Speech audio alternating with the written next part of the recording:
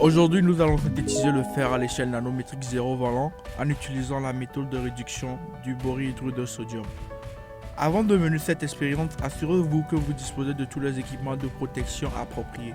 Vous allez vouloir vous assurer que vous avez vos lunettes, vos gants, votre blouse de laboratoire, vos pantalons longs et vos chaussures fermées. Voici la liste des fournitures et outils dont vous aurez besoin pour mener cette expérience.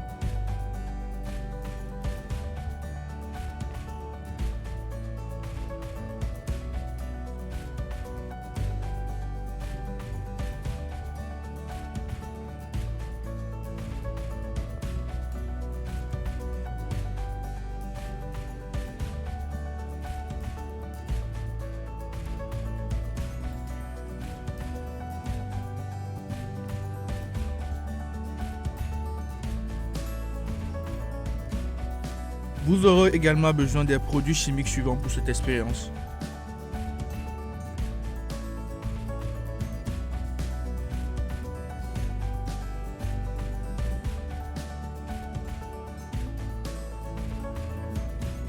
À l'étape 1, mesurez 10 g de sulfate ferreux.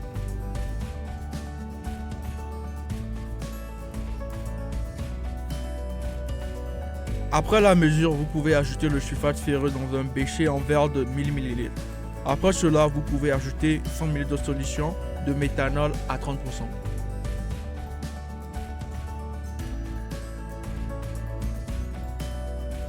Enfin, à l'aide d'un agitateur magnétique, mélangez la solution à vitesse moyenne pendant environ 5 minutes pour dissoudre complètement le sulfate ferreux. La solution doit être de couleur jaune verdâtre claire lorsqu'elle est complètement dissoute. Étape 2, vous souhaiterez étalonner votre pH mètre. Une fois qu'il est calibré, vous pouvez mettre le pH mètre dans la solution de sulfate ferreux en vous assurant que la pointe est immergée et n'entre pas en contact avec la barre magnétique.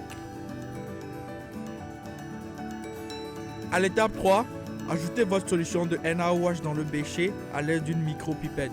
Continuez à remuer la solution pendant ce processus. Lorsque le pH approche de 5, vous souhaiterez ralentir l'ajout de la solution de NaOH car vous voulez que votre pH final soit égal à 6,1.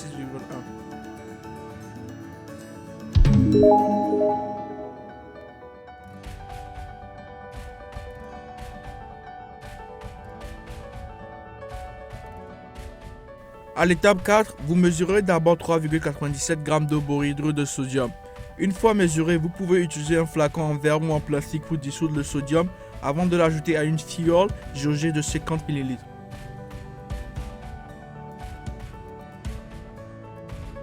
Après l'avoir ajouté au flacon, vous pouvez ensuite le remplir avec de l'eau désoxygénée, désionisée jusqu'à la ligne de 50 ml. Une fois que cela est fait, vous pouvez ensuite couvrir et bien agiter avant de l'utiliser.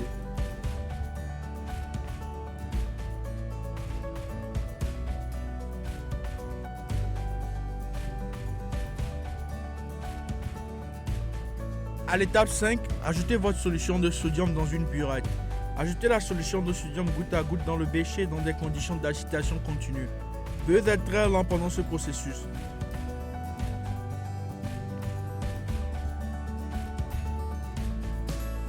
Vous commencerez à avoir un précipité noir indiquant que quelque chose de solide se forme. Vous verrez également beaucoup de bulles dans le bécher car cela se produit avec la génération d'hydrogène gazeux. Une fois la burette vidée, vous pouvez continuer à remuer la solution pendant encore 20 minutes couverte. Cela permettra à la réaction de se poursuivre. À l'étape 6, vous transférez la solution du bécher dans plusieurs flacons en verre ou en plastique. Assurez-vous de remuer la solution dans le bécher avant de l'ajouter au flacon, afin que les nanomatériaux ne coulent pas au fond. Utilisez de l'éthanol à 95% pour aider à transférer le contenu dans les flacons.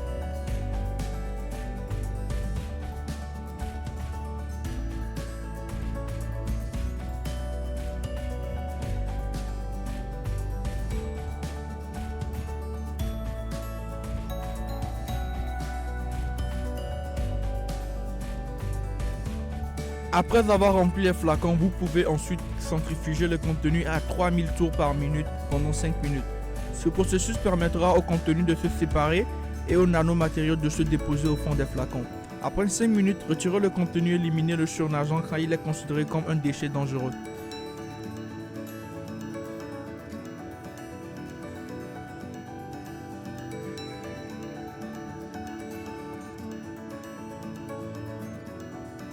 Vous allez répéter ce processus 3 fois avec 95% d'éthanol pour vous assurer de retirer tout le contenu du bécher.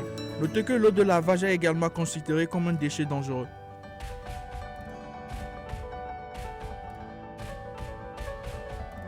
À l'étape 7, vous allez utiliser une étuve à vide pour sécher le précipité dans un environnement enrichi en azote pendant au moins 24 heures. Vous voudrez d'abord éliminer tout oxygène ou air dans le four. Pour ce faire, vous allez d'abord fermer les évents, puis ouvrir le vide pour aspirer l'air ou l'oxygène. Une fois l'oxygène retiré, vous pouvez fermer le vide et ouvrir les évents.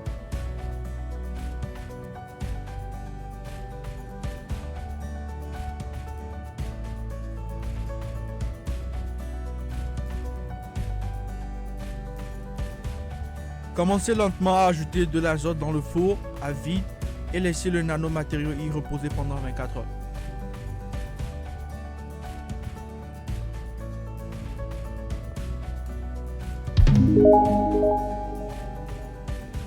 Après les 24 heures, laissez lentement l'air revenir dans le four à vide pour éviter toute brûlure ou incendie soudain. Cette lente exposition à l'air crée une couche d'oxyde sur les nanoparticules qui les protège d'une nouvelle oxydation soudaine. Ce processus s'appellera la passivation.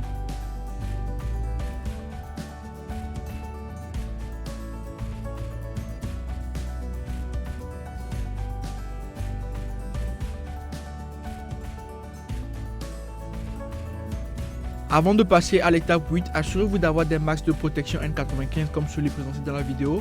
Assurez-vous aussi que les masques vous protègent et vous couvrent correctement. À l'étape 8, nous broyerons le matériau avec un mortier et un pilon pour obtenir les particules de fer à l'échelle nanométrique. Vous allez broyer le matériau pendant environ 2 minutes.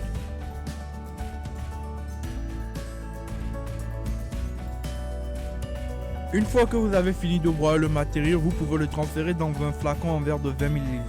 Assurez-vous de gratter les côtés pour obtenir le plus de nanoparticules possible.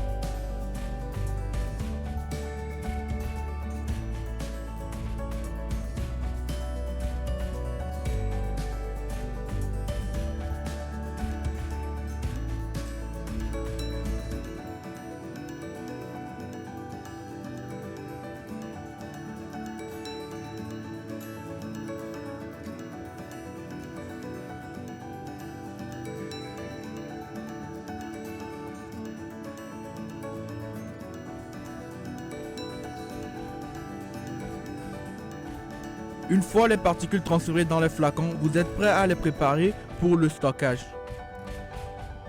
Il existe 2 manières différentes de stocker les nanoparticules. La première étape que nous pouvons faire est d'ajouter de l'azote gazeux au flacon pour éviter toute oxydation. Assurez-vous d'ajouter lentement l'azote gazeux pendant ce processus.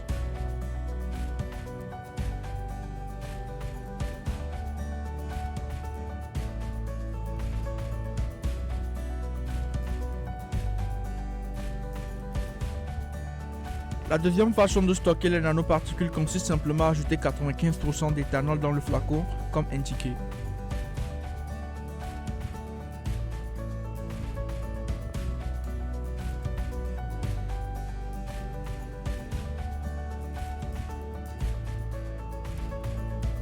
La dernière étape de cette expérience est de peser une partie des nanoparticules et de les préparer à être utilisées dans une expérience. Avant de peser vos nanoparticules, assurez-vous d'avoir un pistolet statique pour aider à éliminer toute électricité statique, parce que ça aidera à empêcher les nanoparticules de se reproduire dans l'air, ce qui peut causer une situation dangereuse.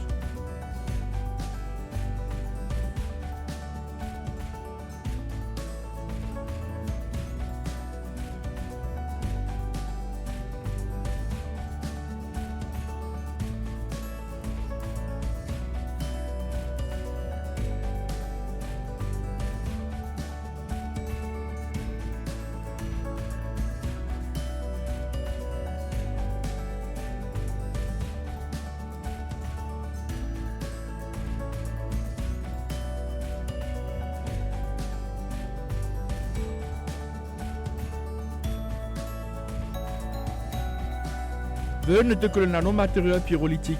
Veuillez les stocker et les manipuler avec prudence. Assurez-vous de consulter votre service de sécurité chimique si vous prévoyez de les transporter.